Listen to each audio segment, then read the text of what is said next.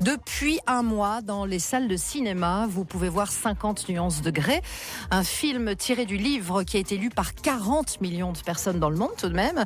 Les aventures du très beau, très riche et très dominant Christian Grey, qui n'aime rien moins que fesser sa jeune amante, Anna Steele, et l'attacher pendant l'amour. Nous profitons de cette actualité cinématographique pour voir comment on peut réveiller chez nous sa libido. J'ai des goûts très particuliers. Vous ne pourriez pas comprendre.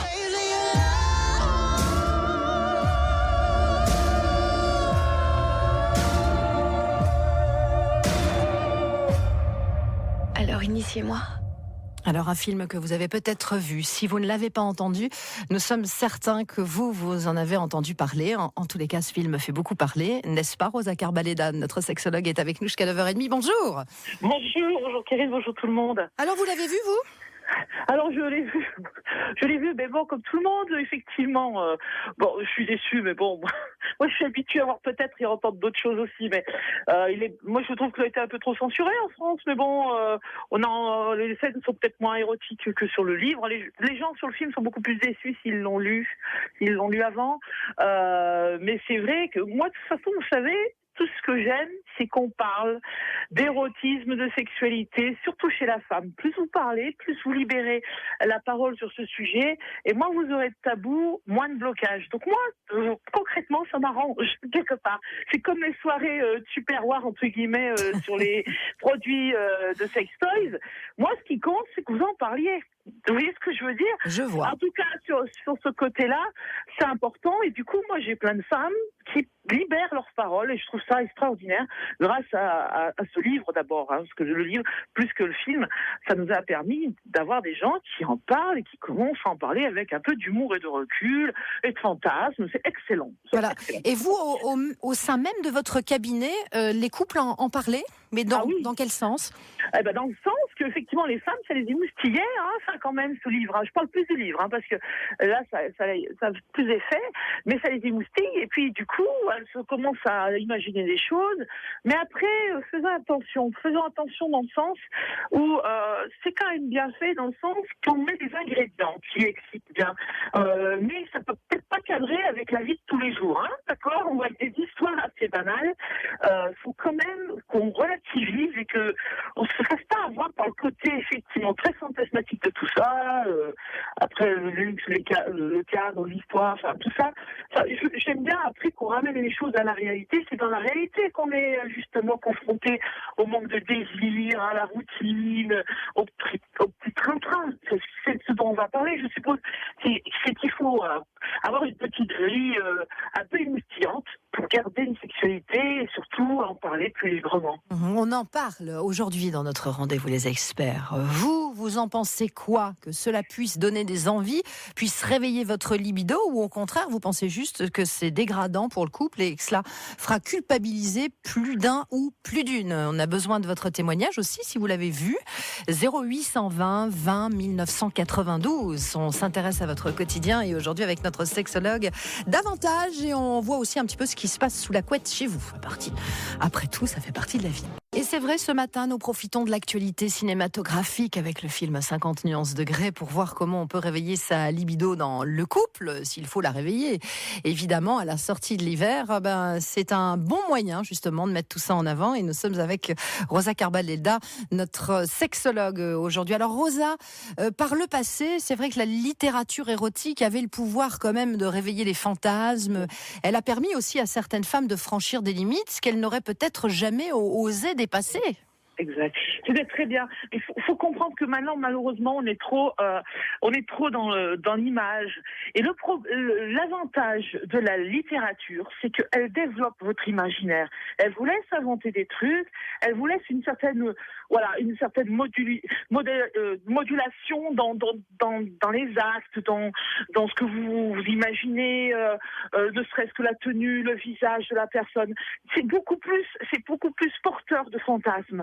Tandis que maintenant, avec les images, le problème, c'est que c'est franc, c'est collé.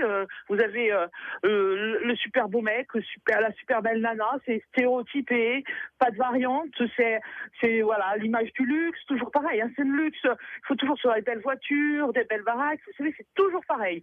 C'est des stéréotypes qui appauvrissent, moi je trouve, vraiment les gens, parce que du coup, dans notre réalité, vous savez très bien que vous n'avez pas la Mercedes dernier cri ou la villa à 400 mètres carrés. Donc il y a des choses qui ne calent pas. Et le problème des gens, c'est qu'ils se mettent plus en route ce côté imaginatif. Et c'est dommage parce que dans la routine, ce qu'il faut, c'est mettre en route un peu d'imagination dans son couple. C'est ça le piment, c'est ça le développer le libido, l'entretenir. C'est mettre un peu d'imprévu, avoir ce côté un petit peu, on va dire artistique entre guillemets, mais en tout cas, pas être calé à notre quotidien, routine, boulot, dodo. C'est des choses qui ne fonctionnent pas à terme. Mais malheureusement, voilà, il faut être calé aussi à la réalité économique, la réalité aussi des conditions de garde de ses enfants, qui fait qu'on peut peut-être pas sortir tout le temps, on peut peut-être pas se trouver à deux. Je sais qu'il y a la réalité, mais on peut aménager des choses, mais il faut rester simple et pas avoir des trucs, des idées comme on me sort souvent au cabinet. Oui, alors on va organiser un week-end, tous les deux dans un grand hôtel, c'est une fois dans l'année. Qu'est-ce que vous voulez qu'on en fasse de ça? Je veux dire, bien sûr que ça va vous faire du bien, mais c'est pas ça qui va entretenir, au fur et à mesure des jours qui passent, votre sexualité, votre libido. Il faut des trucs tout simples, mais des trucs qui sont quand même, moi je dis, il faut garder une petite âme d'ado attardée. Ça, j'aime bien. Ah, c'est pas mal, oui. C'est pas mal. Alors, tout à l'heure, vous évoquiez les sextoys. Ça, c'est aussi une réalité. Et d'ailleurs, ce film aurait dopé les ventes dans les sex shops aussi. Le leader de la vente de sextoys en Europe, et ça, ce sont des chiffres qui sont réels, des chiffres qui parlent, aurait enregistré une hausse de 300% des achats de tapettes à fesses. Alors, moi, je savais même pas que ça existait, ça, en France. 20 fois plus de boules de geisha qu'il y a un an qui ont été vendues en fin d'année. Est-ce que vous, dans votre cabinet, on vous parle de ces petites choses, ces petits accessoires qui réveillent la sexualité? Oui, tout à fait. On en parle. C'est vrai qu'on me sollicite pour faire des conférences là-dessus aussi. Il faut en parler, mais encore une fois, parce que les gens viennent. Alors c'est ça le problème. Vous venez, vous n'avez pas d'envie sexuelle, d'accord ? Et vous croyez, parce que tout est fait pour que la vente, et vous croyez qu'en achetant le truc, ça va vous donner de la libido. Alors qu'on soit bien réaliste.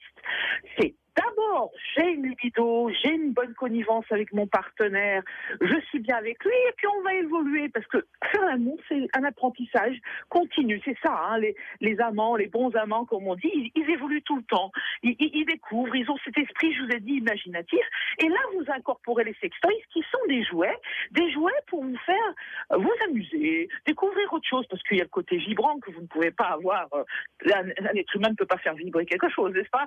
Donc, ou alors très très cérébralement, mais ce que je veux dire par là, vous ne pouvez pas, par exemple, si vous êtes un couple en difficulté et que vous savez plus comment faire, c'est pas un sextoys. Quand je vois des pauvres gens acheter 300 € de sextoys, parce qu'ils croient que c'est un moyen thérapeutique. Ce n'est pas un moyen thérapeutique. Si vous avez un souci de libido, ce n'est pas un sextoy qui va vous la ramener. Par contre, si vous êtes bien et que vous avez une bonne libido, vous allez encore la booster avec un sextoy. Parce que vous allez pouvoir imaginer d'autres formes d'excitation, d'autres jeux. Vous comprenez ? Ce n'est pas un médicament. Je voudrais qu'on le comprenne bien. Par contre, si vous allez bien, moi je parle toujours d'une histoire d'immeuble. Je dis, si les gens veulent arriver toujours au 7e étage, le 7e ciel, je leur dis, mais écoutez, si vous êtes au rez-de-chaussée ou voire au sous-sol, parce que des fois je vois des conditions de relations de couple catastrophiques, vous allez pas me parler de sextoys alors que vous êtes au sous-sol ou au rez-de-chaussée de votre immeuble. Le sextoys représente le 2e étage ou le 3e étage de votre immeuble. Là, vous voyez, il faut l'incorporer comme un jeu, comme d'autres choses, mais pour améliorer, ce n'est pas un médicament. Si vous êtes mal en difficulté, ce n'est pas ça qui va améliorer les choses. Alors c'est vrai qu'il y a même des réunions qui se font chez vous sur le même principe que ce que vous évoquiez tout à l'heure, les réunions de Superwar, mais avec des sextoys. Et ça a l'air de plutôt bien marcher. Donc si vous avez déjà fait une réunion de ce genre à laquelle vous avez participé, que vous souhaitiez peut-être nous en parler, eh bien n'hésitez pas, en gardant l'anonymat évidemment, on n'est pas obligé de dévoiler qui vous êtes, vous nous appelez au 0820 20 1992. Alors il n'y a pas que les films et la littérature qui réveillent, il y a aussi les salons de l'érotisme. Et je lisais un article sur le salon de l'érotisme qui a eu lieu le week-end dernier à Chambéry. Apparemment c'est un salon qui attire de plus en plus de monde, qui attire plus de femmes que d'hommes, qui attire des couples et de plus en plus des couples sexagénaires. Donc voilà. Et ils ont vendu énormément de sextoys et de lingerie, parce que Oui. Ça aussi, ça fait partie du réveil de la libido, la lingerie. Oui, alors là aussi, attention, c'est terrible ça. Alors, la lingerie, qu'on mélange pas, c'est pareil. La lingerie, c'est pour les femmes. Quand on parle des femmes, ce sont pour qu'elles se sentent plus féminines, plus désirables. Mais ça ne booste pas leur libido. Ça booste la libido de leur partenaire qui a une forme d'excitation visuelle extraordinaire. Les hommes ont une chance folle. Ils ont une façon de se mettre en route d'une façon extrêmement facile, juste avec la vue. Donc, il faut toujours pas mélanger les choses. C'est mon combat quotidien. Si vous avez un problème de libido, le meilleur aphrodisiaque, c'est votre partenaire, d'accord? C'est lui qui doit se mettre dans votre peau pour essayer de vous convenir et réveiller votre libido. C'est toujours ça. Le problème, c'est que les gens, ils se centrent sur eux-mêmes. Par exemple, je suis une femme. Si je suis une femme avec peu de libido, qu'est-ce que je voulais que je vous dise comme idée pour me la lancer? C'est, à part vous dire, va chercher les gosses, aide-moi à faire les courses, enfin, qu'on soulage son quotidien, elle, c'est ça. Si vous voulez booster la libido de votre partenaire, vous devez mettre dans sa peau et savoir ce qui lui correspond.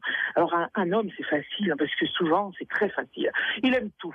Il aime la lingerie, il aime le sextoys, lui, du moment qu'il y a une sexualité, l'homme est tellement plus facile à mettre en route qu'une femme, on va dire, la femme passe sa vie à essayer que son homme continue à l'aimer. Et la femme passe sa vie à donner du sexe à son homme. Si vous voulez, c'est ça notre combat au quotidien. Il ne faut pas le mélanger. Mais ce qui compte dans le salon de l'érotisme, dans la littérature, dans le cinéma, dans les réunions du soir, vente de sextoys, ce qui compte et ce qui est essentiel, c'est juste de parler, de sexualité, d'intimité, d'affectif. C'est ça qui fait booster ce truc. Et une fois que vous avez une connivence, de toute façon, j'y suis allée. Qu'est-ce qui marche? C'est des copines qui se réunissent entre elles et qui vont papoter. Et ton mari et tes enfants, comment ça va? Et elles papotent. Elles se sont débarrassées de leurs enfants et de leurs mecs. Elles sont là entre elles et elles parlent de ça, de leurs soucis. Et ça, c'est déjà énorme. C'est clair. Ce qui va permettre de libérer. Bien sûr qu'après, vous achetez le petit jouet. Mais ça, c'est un petit plus dans l'affaire. Ce qui compte, c'est d'en parler, de se réunir, de se divertir, de garder ce côté ado. Parce que qu'est-ce qu'on rigole dans ces soirées? Faut voir. Mais c'est ça qui compte. Et ça, il faut que tout le monde le comprenne. Que derrière la démarche commerciale, l'essentiel, c'est toujours d'avoir une communication libre, simple sur sa sexualité, savoir comment on fonctionne, l'exprimer à son amour, et c'est tout, c'est ça la base.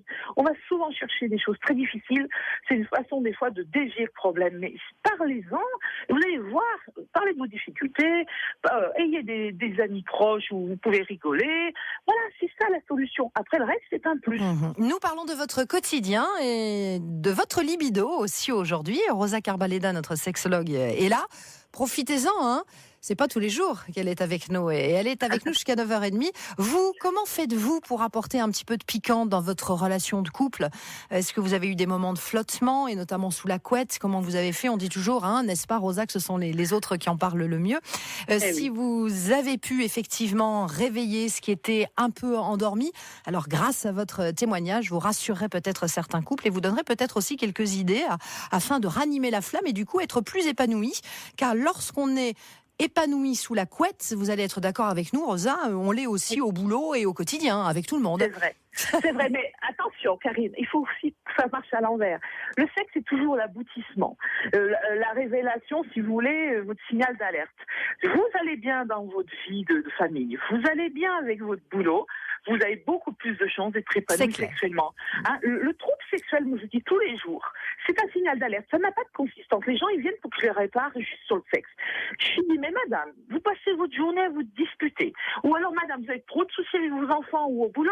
Comment voulez-vous avoir envie de faire l'amour le soir? Le soir, vous avez juste envie de vous mettre devant votre télé, créer votre petite bulle et que personne ne vous embête. Rosa Carbaleda, vous êtes avec nous jusqu'à 9h30. Une courte pause et nous accueillerons le témoignage de Jean-Charles qui est dans la vallée de l'Ar.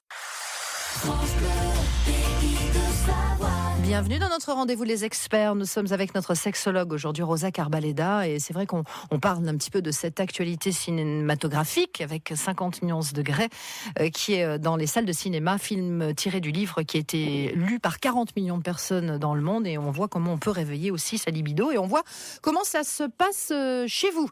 Alors avant d'accueillir Brigitte qui est à Aix-les-Bains, et c'est important que Brigitte vous restiez avec nous pour avoir un témoignage de femme, nous allons commencer par un témoignage d'homme. Jean-Charles est à Cluse avec nous. Bonjour Jean-Charles. Oui, bonjour. Alors, Jean-Charles, on vous écoute. Alors déjà, oui, c'est vrai, il n'y a pas beaucoup de monde, on dirait, ce matin au téléphone pour témoigner puis parler un petit peu de sexe à la radio. Hein, c'est peut-être pas toujours évident. Non, le témoignage, c'était jusqu'à aujourd'hui, je suis divorcé. Il y a donc 2 ans. Et c'est vrai qu'avec mon ex-femme, dans notre libido, on a amené notamment les sextoys par l'intermédiaire d'un autre couple, etc. Donc oui, effectivement, on a amené un feu de piment, on a réveillé notre sexualité, on a abordé d'autres choses, qui fait qu'on a passé de bons moments, on va dire. Mais après, je rejoins l'analyse de votre sexologue en disant que oui, après malheureusement ça se passe vraiment dans la tête, et ce sont quand on est en difficulté dans notre sexualité, c'est peut-être un bon moyen pour nous amuser à un temps donné et amener quelque chose, mais en tous les cas, c'est pas non plus une solution qui règle les problèmes. C'est sûr. Rosa, des réactions par rapport à ce que Jean-Charles vient de dire? Oui, bonjour Jean-Charles, tout à fait. Ce n'est pas un médicament, ce n'est pas pour résoudre un problème. C'est pour vous apporter un plus, pimenté, rigolo. Voilà, on évolue, il faut toujours découvrir d'autres choses, il faut pas rester statique là-dessus, sur vos types de relations sexuelles. Mais ce n'est pas un médicament, ça ne règle pas. Si vous avez un problème entre vous, en couple, ça ne le règle pas. On soit bien d'accord, c'est vraiment une prise en charge différente. Hein. Ce n'est pas la même chose. Voilà, c'est un plus quand tout va bien, Jean-Charles. Voilà. Hein? Alors oui, c'est un plus. Et puis c'est vrai que à travers je sais pas, notre expérience de la vie, on amène quelque chose de nouveau. Moi, j'ai une 40aine d'années, et c'est vrai qu'à un moment donné, on se dit tiens, faire ça ou quoi que ce soit, ça reste encore un petit peu tabou. Est-ce que ma femme va accepter qu'on aille vers ceci? Est-ce qu'elle va accepter ça? Voilà, on se pose des questions. Donc, il faut en parler. Une part de retenue, on est toujours un petit peu en se disant si j'amène ça, comment elle va le prendre? Est-ce qu'elle va penser que je suis un peu pervers ou quoi que ce soit? Donc on évolue aussi avec l'âge, et puis on se dit à un moment donné, tiens, des choses qu'on voit à la télé, ou tiens, c'est sextoys, mais bon, c'est des trucs de gamins, c'est peut-être pas pour nous. Et puis finalement, on s'aperçoit que c'est super génial et que ça va amener quelque chose, voilà. Mais après, la règle, c'est vrai, quand ça va pas dans un couple, finalement, de bien redire aux gens, voilà, il faut aller consulter, il faut se faire aider. Et ça, c'est la vraie solution. Merci. Pas par l'intermédiaire d'objets ou d'autres choses, quoi. D'autres artifices, voilà. D'autres artifices. Exactement. Jean-Charles, merci beaucoup de votre témoignage. Merci, au plaisir. Merci. Au revoir, et avoir eu le courage de parler de ça, c'est bien, parce que c'est vrai que c'est un sujet tabou, mais nous, on a décidé effectivement d'en parler, parce que ça fait partie aussi de la vie, n'est-ce pas, Rosa? Allez, Brigitte est avec nous à Aix-les-Bains. Bonjour, Brigitte. Bonjour, merci France Bleu pour cette émission. Franchement, vous êtes super. Et merci à Rosa d'être venue nous parler de tout ça. C'est super important. Mais ça fait partie de la vie. Ouais, oui, c'est vraiment important. Bon, c'est vrai qu'elle dit que c'est tabou. Non, pour moi, c'est pas tabou.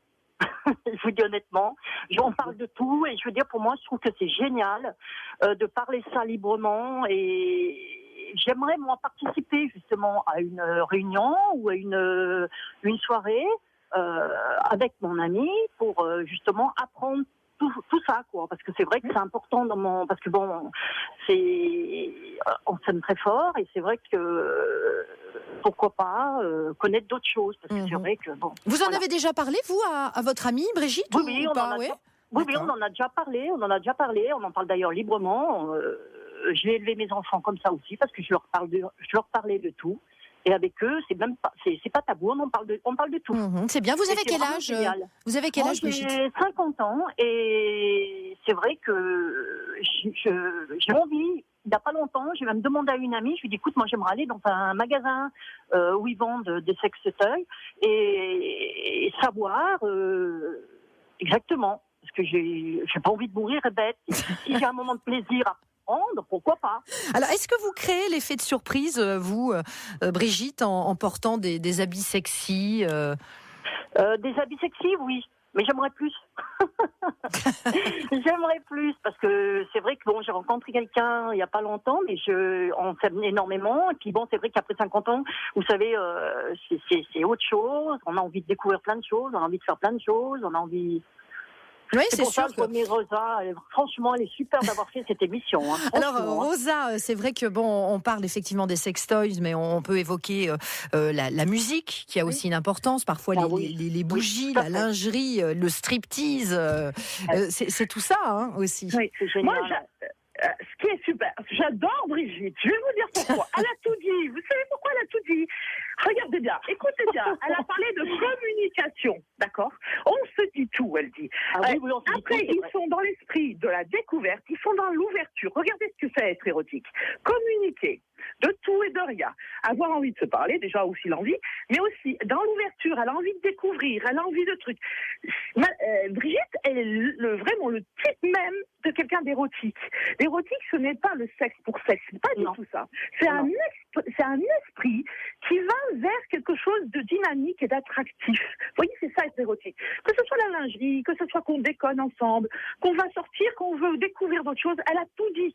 Elle a tout dit sur le mécanisme le plus important. Et après, vous greffez dessus des sextoys, vous greffez dessus des petites sorties dans des hôtels si vous voulez, des petits week-ends. Mais elle a dit la base. Wow. Et c'est pour ça que Brigitte, là, elle fait très fort. Je vais lui mettre le bonus de la journée. Voilà, vous avez la palme Non, du mais jour, c'est vrai. Brigitte. C'est vrai, tout ce qu'elle dit aussi, c'est vrai. Tout ce que Rosa dit, c'est vrai. Mais moi, je suis pour. Je suis vraiment à fond, mais à pour, parce Voilà. qu'on apprend encore plus à se découvrir. C'est bien. Et puis, et on terminera. Oui, et on terminera l'émission en disant aussi que l'amour n'a pas d'âge. Et ça, c'est Ah non, pas du important. tout. hein. Ah oui. Pas du tout. Ah oui. Ah non, non, non, non, non. Je vous dis, il faut juste mettre la du piment dans la vie, autrement ça va pas. C'est ça qui clair. va pas. Puis la communication, c'est la chose la plus importante. Merci beaucoup de votre C'est joli génial. témoignage, Merci beaucoup. Brigitte. Merci. Voilà, À merci très bientôt. Rosa, merci à tous Merci. à France Bleu pour cette émission qui était géniale. On Merci. peut pas dire mieux. Bisous à toutes. Au revoir, à Merci. bientôt. Et Brigitte nous écoute sur le 103.9 à Aix-les-Bains. Alors Rosa, évidemment, il y aura encore plein de choses à dire, mais je suis ravie oui. quand même d'avoir eu un témoignage masculin et féminin. Féminin, Et c'est vrai. ils étaient très beaux tous les deux, comme quoi, quand on ose, on récupère aussi un petit peu ce qu'on a semé. Donc je suis ravie aussi d'avoir choisi ce thème avec vous, Rosa Carbaleda. Vous êtes notre sexologue. Évidemment, vous allez revenir pour parler d'autres sujets. Avec plaisir. Ah, alors lundi, un autre expert, ce sera moins glamour, évidemment. Nous serons avec Michel Ragache de l'UFC Que Choisir. On va s'intéresser aux litiges qu'on peut avoir parfois avec des professionnels, avec son opérateur téléphonique, avec son assureur, avec son garagiste. Rosa, bonne fin de Merci. semaine. Merci à vous. Le printemps arrive, toutes les libidos vont se réveiller. Ah oui, j'adore. Et puis à très vite. À bientôt.